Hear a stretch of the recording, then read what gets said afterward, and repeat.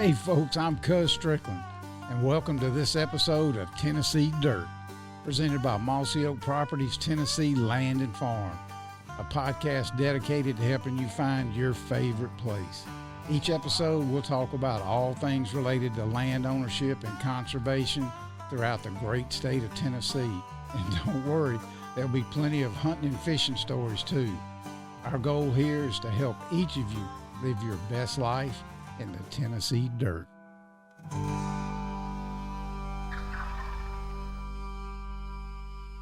Once again, thanks to Cuz Strickland for that intro. This is the 6th episode of Tennessee Dirt, sponsored by Mossy Oak Properties, Tennessee Land and Farm.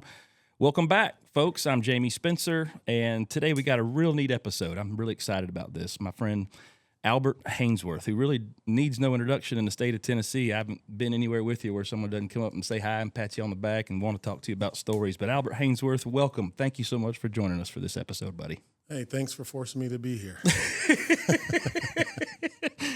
Man, yeah, I'll give you that $100 after. No, appreciate you, man. I talked to you about this in a little bit. We hang out some a little bit, become friends over the years. And I remember one night we were just sitting there shooting a bull. I may have been talking about this. And, of course, we've always talked about different things, and we'll get into some of that in today's episode as it relates to hunting and land and conservation and shooting birds and things like that. But, man, I thought this would be a great idea to come and talk to you about some things that normally you don't talk about. Now, you've probably done many episodes and interviews and podcasts about your illustrious football career. Just a dominant defensive tackle in your day. Of course, again, most everybody knows Albert Haynesworth from his time at the Tennessee Vols, and, of course, the Tennessee Titans here in Nashville. But all-pro, Pro Bowler, defensive tackle, just an absolute stud. You were a mean machine. I remember watching you back in the day and just man, you got it done. And your career has been very successful. And everybody I know around you, your family and your friends, everybody's been real proud of you. And we're proud of you, proud to know you. But today we're going to hit on some things other than football, if that's okay. But I do want to start with just a little bit of background, give you the opportunity to tell everybody and the folks maybe where you're from, a little bit about your childhood and kind of how you got into both sports and some of the things that you grew up with as it relates to hunting and fishing, which is really kind of a lot of the things that you and I talk about a lot. So give us a little bit of background about where you were born and raised and maybe some of your outdoor experiences as a kid. Well, I'm from South Carolina, so our town is about the size of your office, literally. Really? I mean, it's 7,500 people, a little country town called Hartsville, South Carolina. Okay. Just spelled the same as Hartsville, Tennessee. Right. And just growing up, we were surrounded by woods. So things that I would do is, I wouldn't be like hanging out, on the streets or anything like that. Like I would go through the woods and, like I'm foraging. I've built dams. I've built forts and, as a kid. Yeah. all kind of stuff like that. Yeah. Yeah. I mean, it's always good. Did you have siblings? You're an only child. Is that right? No. I have two brothers. Two brothers. Okay. But one's older. The oldest one is 7 years older, and then my youngest, he was 6 years younger. Gotcha. So yeah, I mean, pretty much it was almost like an only kid. Yeah. Because of the gap between us. Yeah.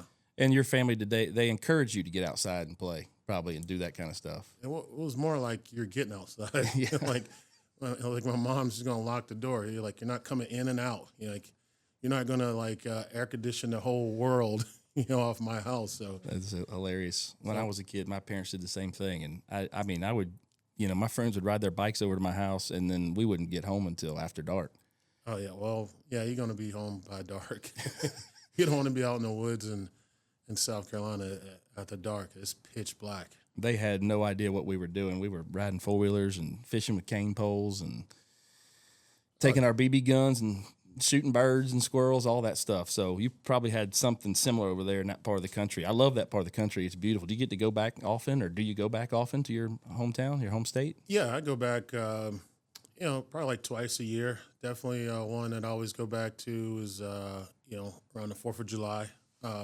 We always have a big event.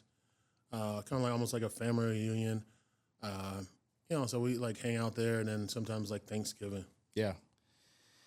Well, So growing up in South Carolina, obviously played football as a kid. I know you were you were probably bigger than most of the kids you went to school with. I know you probably killed it on the field as a high schooler. Then you went to Knoxville in Tennessee. Was that a hard decision? I'm sure there was a lot of places you could have gone. What drew you to Knoxville and the Vols? It wasn't a hard decision. Like honestly, like Coach Fulmer is probably one of my biggest reasons that I went there, and I mean, definitely the greatest reason.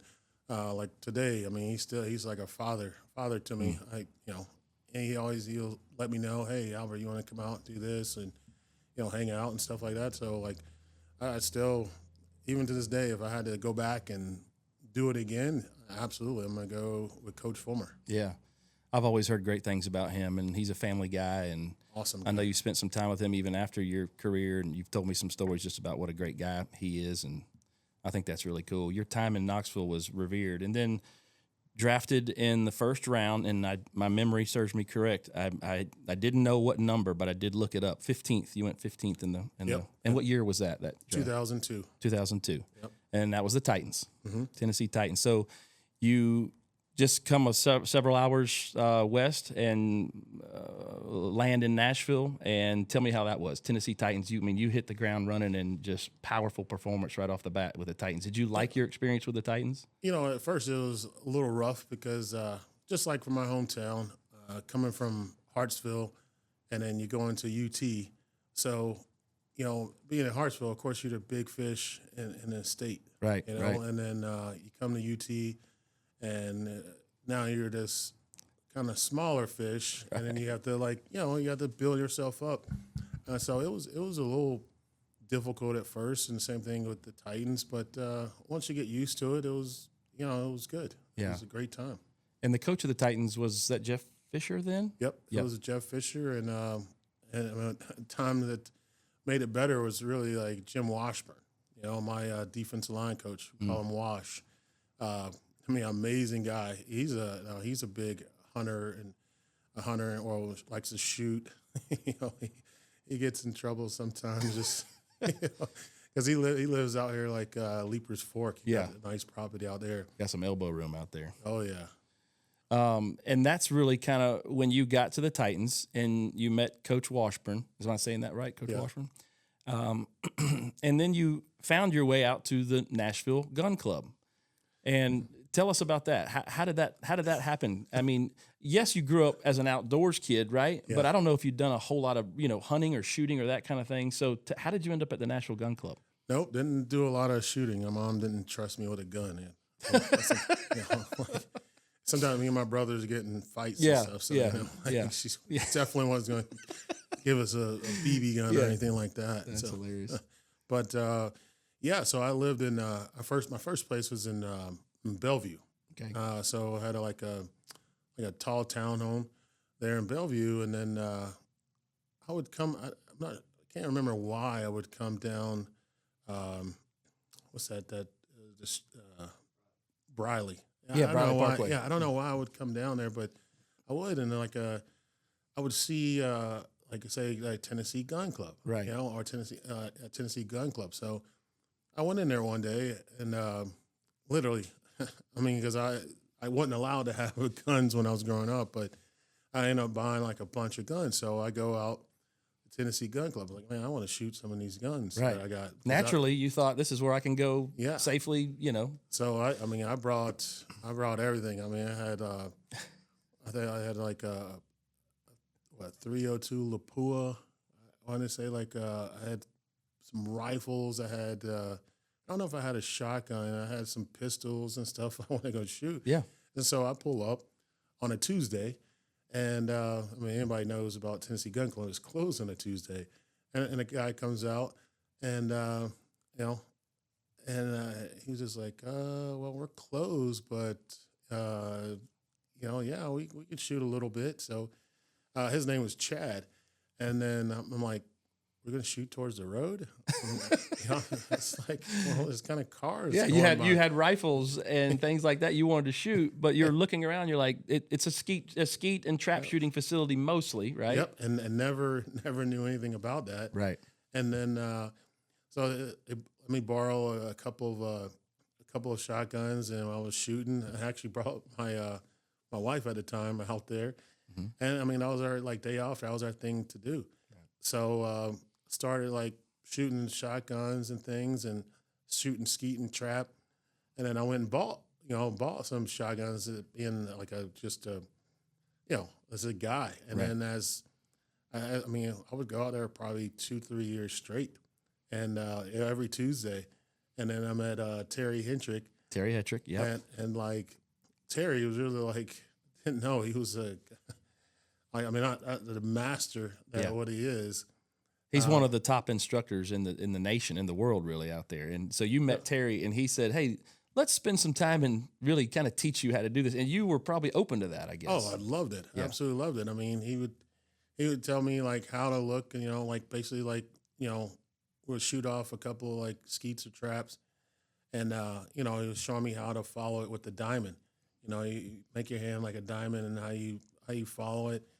And then I started doing that, and it's just, I mean, it really just grew. Yeah. I mean, it was awesome. And there's nothing more humbling. Yeah. Than, I mean, where you can get away with bought my wife a shotgun for her birthday, a 20 gauge shotgun.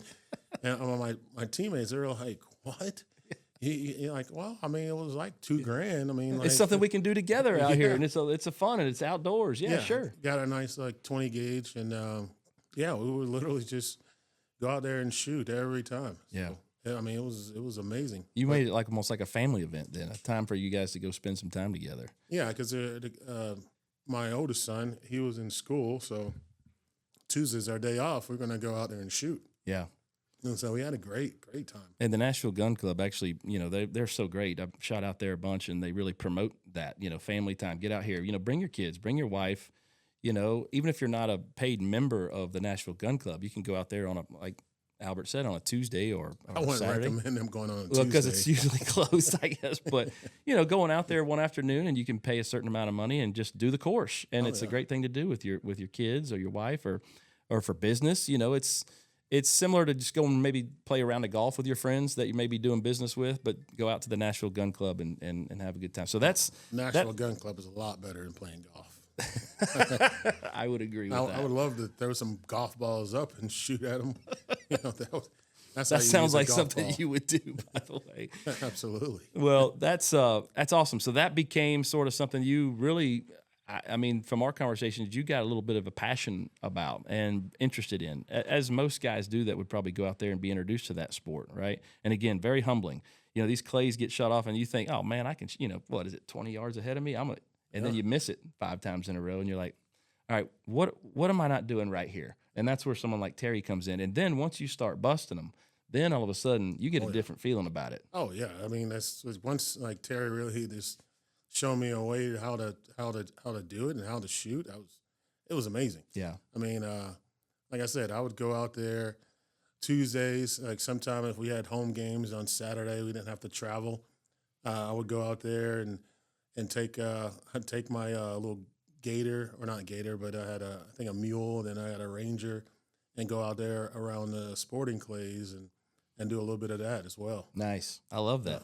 Yeah. Well, you and I started talking about that, and I thought, man, Albert, this is something you're really interested in. I want to, if I can expose you to some more things like this, and you were game. I remember you being like, yeah, man, I'd love to do that. Around 2019 is when you and I really started to meet and kind of become kind of friendly with each other and get to know each other. And then you went through a little bit of a health scare, and talk about that, because you had an actual a kidney transplant, and that was in 2021, I believe. That was a rough kind of time for you health-wise to get through that speed bump in your life. It was, but it's like God put us through things for a reason, right? And so it was just like another bump in the road that you got to overcome. Yeah. I mean, because what I tell a lot of people is like, look, like God gives you a road. He doesn't say it's going to be smooth, right? You're going to have trials and tribulations, and it's just how you handle it, how you drive that road. And I mean, that's the way I thought about it. So even going through the health stuff, being on dialysis for almost 2 years, right? It was just like, to me, I looked at it as like a job. So I had to, be up for this time, 3 days a week and do, dialysis, and then come out, and then I would come and hang out, with you at Tin Roof too. Right. So, and I remember reading an article where I think it was in the Tennessean, because you had that procedure at Vanderbilt. Am I right? Right. And you called your donor an angel, I believe. And Yeah. man, I remember all of our friends that we gotten to know you. I mean, because really, folks, I mean, this is us, all the accolades and the toughness and football and all those things that you've accomplished in your life, which not many people can say they've done. A tremendous, successful story for you in the NFL and college and everything. But you're just a big teddy bear to me, and that we've always loved hanging out, and you're just a great guy. And so I was watching you go through that, of course, praying, rooting for you, and that happens in 2021. And then you're back in the saddle, right? I'm seeing you more and more a little bit. And that's when I started talking to you about, hey, I'd like to take you to do some of this stuff that you loved doing back when you were in the Titans, because I got to feel that you hadn't done it for a while. No. And guys like me in my life, and I've done a lot of hunting all over the country, different types of hunting, wing shooting in a lot of different places and so forth. And when I was talking to you about this, I remember feeling like, man, I need to take Albert and let him do this, because I can tell he loved it when he did it, and I want to help him get to the next level. And sometimes you need somebody like that to help guide you, because the resources aren't just there. You just can't, just go, shoot pheasants or whatever. But you don't know about it. You don't know about it.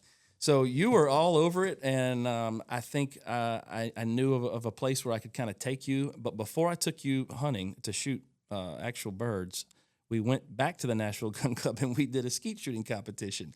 And you hadn't done it for a while, I can remember. And I remember in the first couple of stations, you're like, "Dang, Jamie, I've got to get back into this." And then it only took you maybe 2 or 3 stations, and then something clicked. And I don't think you missed many after that. You remember that? Yeah, It was. You've been generous with 2 or 3 stations, right? Half the course, and then Terry came up, and then he reminded me. Remember, he's like, the diamond, and then that's as soon as Terry showed me that again, and that's when I started literally nailing them. I started catching up with you guys. I was trying. I'm very competitive, so of course you were number 1 in our group, and then we had I think we had 4 or 5 guys, including me in our group. And I think I finished 3rd, after being in the back, for a long time. I remember you coming on strong at the end, and that's when I said, okay, he's got it back. Because honestly, again, I say how humbling it is. It is. I mean, you think you're good at shooting, you go out and you go on a dove hunt, and let's say you kill 8, 9, 10 dove, and you're probably going to miss 3 times as that many. Oh, yeah. It's just humbling. Now, a dove is a different deal, right? We call them little gray rockets because they're pretty hard to hit. But go duck hunting or pheasant hunting, and done some of that out in South Dakota. Of course, bigger target, little slower bird. You feel more confident. You do this, and of course, repetition. But there was a chance for me to take you to a tower shoot. Good friends of mine, Frank Bloom and Rivers Rutherford, out at River Glen, they do a tower shoot. And I remember explaining that to you, how it worked. And there's 19 stations in a tower, and they bring in these pheasants, and they basically release them. And it's a social event in one sense, but it's also just exhilarating because you get a chance to basically take it up a step from skeet shooting, right? So I take you out there to Frank Bloom's place, River Glen, and of course I remember walking up with you, and of course everybody was so happy to see you there. They were like, "Oh my gosh, Albert!" And a lot of people knew you, and I don't even think you had a shotgun at that time. I think you borrowed my Super Black Eagle 3. And I shot the silver pigeon that day.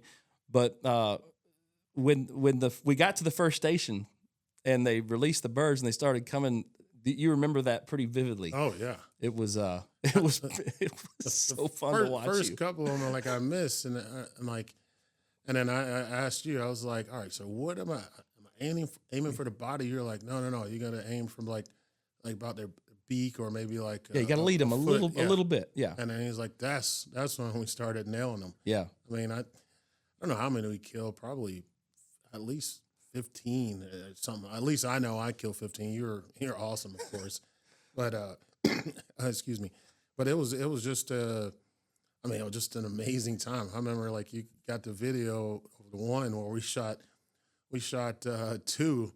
And I remember the one I shot fell in landed in our station. Yeah, in our little station. I mean, and then we were hunting for the there's another trip. I remember I was hunting and I shot the money bird, Yeah. and then it flew. I mean, it went way down. I mean, way down the cliff. Did a dog did retrieve that one, or what happened with that? Remember, a guy did, and I was like, all right, so hey, we're splitting this, dude.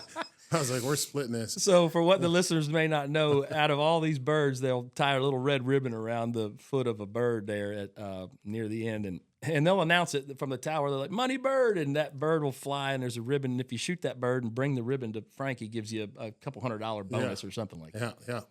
It'll help you with your feet. With your feet. That's right. So, yeah, I remember shooting that. But it went way down. Remember, we were looking for it, and it went way down. We almost, like, missed a second shoot because we were looking for that bird. And then some guy climbed way down there, and I was like, all right, dude. I was like, hey, we're just going to split this, you know. And I'm sure he looked at Albert Haynesworth and said, no problem, Albert. Yeah, and then, like, swear that dude disappeared. That's funny. He got the money and disappeared. One time we were finished with the hunt. We're having a sandwich, socializing, and the hunt was over. And people were starting to leave, and this guy had left, told us all bye, and I think there was 2 money birds, and only one had been turned in. He drove all the way to the entrance, which is dang near a quarter of a mile, down, and he saw the money bird at the road at the entrance. No way. And ran out and grabbed it, chased it down and grabbed it, and drove all the way back and came back to the pavilion with the ribbon in his hand. Wow. And we all just started laughing because that was pretty funny that he got it. I guess it was injured enough to where he could track it down. But it's a great event. Again, it's in Pegram. We actually have here at Mossy Oak Properties have that particular farm for sale right now. It's 720 acres. Again, it has the tower and the 19 stations and a pavilion and a bird cleaning station and some restrooms. There's no improvement as far as a home or anything, but it's a really good track, and it's 20 minutes from downtown Nashville. Yeah, it's super close. I was shocked to see that property. It's hard to find that much contiguous acreage that close to Nashville, but if you want to talk afterwards about purchasing that farm, Albert, I'll be happy to talk to you. Hey, that's what I was asking about. I was like, can we put a little lake on that thing or a pond or something like that? Yeah. I mean, that'll be a good time. Yeah. Well, that wasn't the only time you've been out there. You went out. We went again, I think, a second time. I only went out 3 times. Well, I think I went out. You went without me once. Yeah. Yeah. I mean, You pretty much got on it. their invite list. They loved having you out there, and I think that's great. And you could still go today to these events. You don't need me. You've made the connections, and that's what this is all about. And that's what I love about Frank and Rivers and what they've done out there is that they're really just trying to promote conservation and getting people out there more, and Frank's one of the biggest wing shooters I know. I hunt with him in Mexico and in South Dakota, and he's phenomenal. You never want to walk the South Dakota field line for pheasants, wild pheasants, right? They're not being released, so it's wild. You don't want to walk next to Frank Bloom because you're not going to get a shot in. He's going to pop that son of a gun right when you're never going to get a shot. He's really, really good. But we have a great time with those guys, and they loved having you out there. And I just remember thinking, man, and where I'm at in my life is that I just love exposing people that don't get a chance to do this kind of thing. And that's what I looked at as doing with you. And hopefully you'll do the same thing, maybe with your kids or whatever, find a way to pass that along, because at the end of the day, doing these kind of things outdoors, the NWTF with turkey hunting and of course going deer, those kind of things that we want to pass on to our kids. And we live in a place, one of the hottest markets in the world, by the way, where we're losing a lot of our farmland and a lot of our hunting land due to development. Yeah, big neighborhoods and everything like that. You've seen that. You've been here a long time. Yeah, been here since 2002, so but 23 years. Yeah, being here, and you're seeing places that used to be just fields and stuff. Now they're neighborhoods. Yeah, it's just wild. But that was definitely. Going out there shooting pheasants, I mean, that was my first time. I mean, I shot a bird before, and I shot, like I said, I went gator hunting before, and that was a good time. I know you don't tell us about your gator hunting. Well, where was that, in Florida? No, actually, we was in Louisiana. Yeah, we're in Louisiana, and one of my friends, he worked for the Titans. He was like a ball boy, even though he was like 70-something years. No, I mean, not 70, but Kip is Kip is like about 50-something years old. So he was a ball boy, and he would go out and like get the balls or whatever, like during the game, and then you know, of course, I got to know Kip very well, Right. you know, for 20 plus years. And then he was like, "Hey, you want to go gator hunting?" Yeah. That was that like airboat at night with lights, or No. how would that work? So it's like literally, so we're in Dulac, Louisiana. And I don't know if anybody ever been to Dulac, Louisiana. Those people don't really speak English down there. I mean, they don't like. I met this old guy. He was like 90 some years old. You had to have a translator. No, I just smile and nod. I caught every third or fourth word that he said. I was like, "Oh yeah," and then when they laugh, I laugh. Right. You know? It's like, but literally, so we were out there, and I brought a buddy with me, and it was you know, first time. So I'm just like, "Oh gosh," you know, like you see this. I mean, it's wild. So what you do is almost just like it's almost just like the same thing as a TV show, like Swamp People. Right. So you're gonna like stick a cane pole in the ground and have a twine like dug all the way in the ground, and then you have like another cane pole with a what do you call it, like a clothes hanger clip, you know, the clothes clip, and then that holds the hook, and then you put chicken or something like that, rotten chicken on it, and so they know where your hooks, your lines are. Where you've like laid them out. Yeah, so we got to have tags down there. You got to have 100 acres per tag. So I mean, I think we had 54 tags, and so in those 3 days, our first day, we killed. We killed probably like 9 or 10 gators. So my first gator, you know how you come up, so you see where the line is down, so you don't see the hook, you don't see the chicken. So then you kind of like, you know where the pole is. So then you get like another cane pole with a hook on the end of it, and you kind of like fish around for the line. So you grab the line, pull it up real slow. And as soon as the gator pop up, boom, you got to shoot it in the eye or shoot it in the back of the neck. Just like on the TV show we've Yeah, seen. yeah. So we did that, and man, my first one was like a 9.5 foot gator, Which is pretty big. yeah, it's a good sized gator. And then like me, and you're shooting it with a 22. Yeah. Like no, heck no, you can't shoot it in the top of the head. Like I shot it in the top of the head a couple of times, and the fragments hit me back in the face. Wow. I mean, that's how hard they're 22 or? Yeah. 22 long rifle. Yeah. And then the fragments hit me back in the face, and so then I'm learning like, no, you got to shoot it in the eye or shoot it in the back. Oh, wow. So this thing is going crazy, and then like boom, I end up I shot it, killed it, pulling it up. I mean, this is like a couple 100-pound gator you got to pull up. You know, they're telling you to like you got to turn them around and do them, pull them out so he throw up, so you don't throw up in the boat and all that stuff. And we did that, and literally, I mean, that 3 days of gator hunting, and a guy has been doing it for. His name is Andy. Been doing it for, since the 80s. Yeah. And he said that's the most gators he had killed.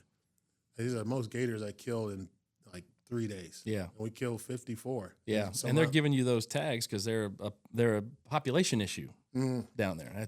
So you buy the tag. So it used to be back in the day. It used to be very lucrative. So a lot of people down there this is how they were bringing their money. Right. Because it's only 2 weeks. So that's a lot of The people season don't is know. only The 2 weeks. Season's only 2 weeks. Yeah. It's literally only 2 weeks. So a lot of people, what they would do, it used to be $64 a foot per gator. So you kill a 10-footer, that's $640, And so, and imagine how many other gators they kill. So that's their income for the year. But like going down there now, there's so many gator farms. Like if you watch the show, like Troy, he's like, shoot him. Shoot him, Elizabeth. Shoot 'em. Yeah, I've seen that before. Like him, so he has a gator farm. And so this is where now, because the gators they're not fighting, they're not scarred up. So he'll get the gators and sell them and stuff like that. So it killed the market as far as people like hunting. So now they you just pay, I think it was like a couple grand, for lodging, food, and guaranteed to kill a gator. So we shot the gators, and like my last gator was a 10.5 foot, 300 and something pound, 350 something pound gator. So I still got the head. still got the head and the skin. I mean, it was it was exhilarating. And then like what I was proud of, because he was about 15 yards away, and I shot him on one shot, one kill. Yeah. So I mean, it was something you got to do, you know. And I've never done that, but I know a lot of guys and some of my buddies who do. They do that in Florida too. There's some of my buddies get tags in Florida. I just never have done that. Florida, that's different because you can't shoot them. You got to like bang stick them. Yeah. Yeah, that's a whole different story. game. Yeah, or treble hook them. So you'll see a gator come down. You'll see the gator drop down, and you're throwing multiple hooks out there and trying to grab them, and then you got to bring them up to the boat and bang stick them. So you're not shooting them. Like I haven't done the Florida one yet, but Louisiana is a good time. Yeah. I mean, if you want to come out there, I mean, I know I've killed a lot of gators before I ever went hunting. I mean, they were still alive; they're just wounded. But I'd love, hey, you want to come out there and I say that because you're a Florida gator guy. I know what you mean. So like, you want to come out there and do it, man? It's a great time. It's a great time. I have heard that, and it is something on my bucket list. I have never gone gator hunting, and some of my buddies from home they do it pretty consistently, and I just something I've never done. But you want to do it this year? It is something I would do. Louisiana is probably the place I'd really I have know more you fun don't doing. Kill your little gators in Florida and stuff like that, but we ought to go out to Louisiana and do it. I'm telling you, it's a fun time. You're gonna get eaten up by mosquitoes. Yeah. I'm heading to Louisiana in 2 weeks for 3 days with some of my buddies I grew up with. We do a trip every year, and this year we're going to Venice, Louisiana. We're going to go red fishing. Oh, okay. Which I've done with over there one time before. So you basically fly into New Orleans, rent a car, go to Venice, basically drive till you can't anymore, till you hit water. Yeah. A lot of people know about Venice, but there's a family there, the Frenets, Mike Frenet and his two boys, Red and Brown, his two sons, and they're just phenomenal family. And they have like an Airbnb type situation, and there's 6 of us, and we'll go fishing, 2 days, and just catch bull reds, dude, that bigger than you can handle, and that I love. Because I love to fish too, and but I've never gone gator hunting, and I think maybe at some point I probably need to head to Louisiana and do that. Let me know. I'll go with you. I mean, Well, let's talk about that, because we can redfish too. Yeah, that would be good to mix the two. You could do both. I mean, it's a good time, and those people out there are swimming in the same water with the gators. Do you get to fish much at all? Do you enjoy that as well? I know you love shooting guns and shotguns, and I love that. But do you get to fish much? I used to, like when I was in Florida. I lived in Fort Lauderdale, so I used to do a lot of I'll take my boat out. Like I had like a 38-39 center console, and I go out there and and catch some dolphins and stuff like that. That was that's a good time too. Yeah. But like I would do sailfish tournaments. I've went fishing in Hawaii. I've caught I didn't land it, but I caught a black marlin. I've caught a white marlin in the Bahamas. The only thing I haven't caught is a blue. That's what I really want to go. Maybe to Cabo and catch a blue. That would be fun. But yeah, I used to go fishing, sail fishing. I take my son, my oldest son. He won we did a Miami Dolphin tournament, and my son he won won the fun fish. He caught like a 52 pound kingfish. Wow. Yeah. And he was like, "Dad, like help me." I was like, all right, I'll like help a little bit, but you're not supposed to. Right. But he was only like 9 or 10 years old. What an experience.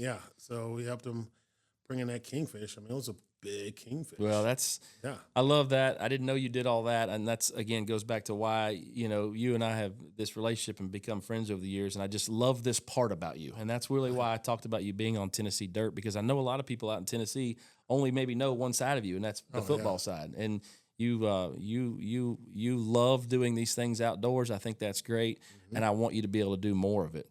And so that kind of brings me, and that brings me to one of the last questions is kind of like, if you could see yourself doing something, getting more involved in the outdoors in the future, what is ideal? Because you right this moment, you don't own a farm or anything like that. Nope. We need to talk about that. But what do you see? What would you like to see yourself as you're kind of growing older here in Tennessee and doing some things and experiencing things? And I know you're a busy guy. What would you like to get into? What would you like to do more of? I love the pheasant tower shoots. I mean, hey, you show me a bunch of the videos like from Mexico and stuff, and I'd love to do that. I haven't. I mean, I still probably right now once I leave here, I'll go probably get me a shotgun so I can go and start shooting again. Because it's fun, and then like I can bring my kids out and do it too because my boys are older now. Yeah. My oldest is 24. My middle son, he's 19, and he's big into guns. I mean, I gotta like wring his neck sometime of the stuff that he buys, but like I love to get them out. And then I got a 9-year-old that he hasn't. His mom is like iffy because he was wanting to buy a little airsoft gun the other day. She wasn't having that. Yeah, and I was just like, dude, I don't know if I want you having that, But him and like he loves to do stuff like that. Like I would take him fishing all the time. We would go over to Harlansdale and let him catch in, a little bluegill and all that stuff like that. Like, he loves that stuff. So that's something I want to do with my boys is just be more outdoors and back to doing what we used to do. Have you ever been deer hunting? I never shot a deer. Like they look too nice. I want to kill something mean. Like the gator was awesome. Like on a hog hunt. Right. I want to do that.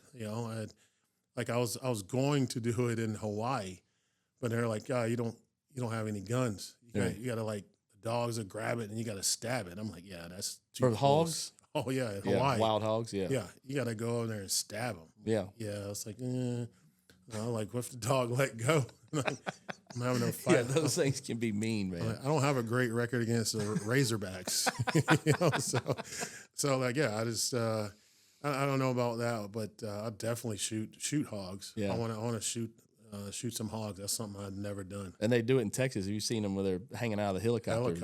And they're yeah. basically helping the farmers. Their hogs just root up the ground. And we're getting an infiltration of them here in Tennessee. There's, hogs been reported in several counties here now in Tennessee. Really? Yeah, not right here directly where we live, but there are definitely certain counties.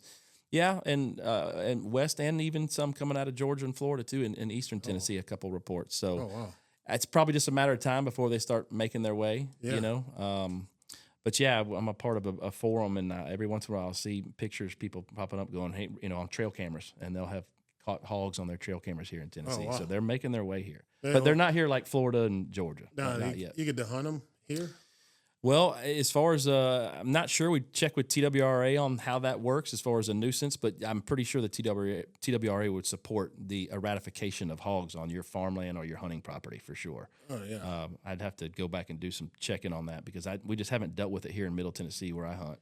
Yeah, I mean, like I know, like when I was in Florida, they used to have them. Like I'll go to do like airboat rides, take my kids to airboat riding and stuff like that. And then you'll see them out there in the Everglades.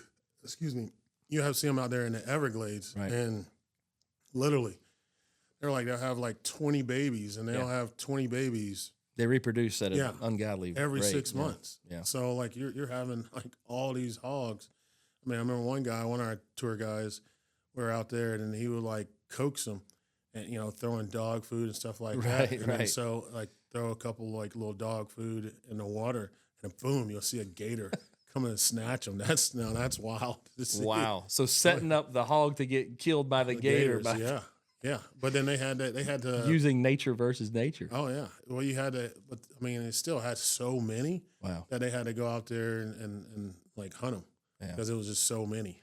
I mean, they were just tearing up everything. Well, hopefully we don't get that issue here for a while, but I know it's coming. Yeah.